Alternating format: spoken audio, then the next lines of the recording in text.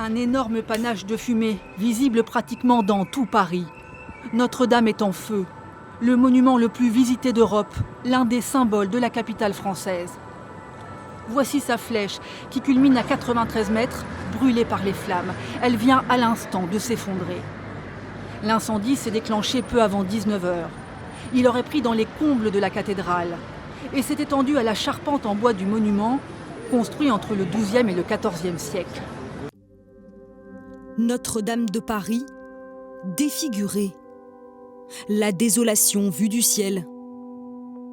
Les poutres de la charpente calcinées. Et au milieu de cette allée de cendres, un trou béant, provoqué par la flèche au moment de sa chute.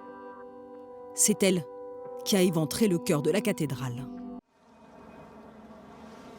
Direction les voûtes de la nef.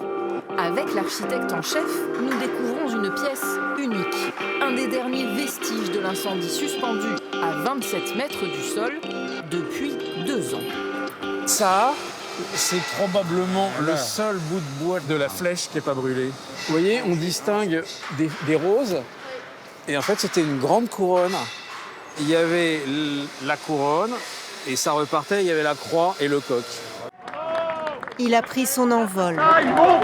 Ça y est, alors là, bravo, bravo. Jusqu'en haut de la flèche de la cathédrale. À 96 mètres de hauteur, le coq domine désormais Paris. Un autre symbole du renouveau de Notre-Dame est en place. On est vraiment heureux de pouvoir le remettre en place. Ça montre qu'on peut tout faire, on en est capable. Ce chantier, il joue collectif, et c'est comme ça qu'on gagne. Notre-Dame a retrouvé son coq, un pas de plus vers sa réouverture, prévue dans moins d'1 an.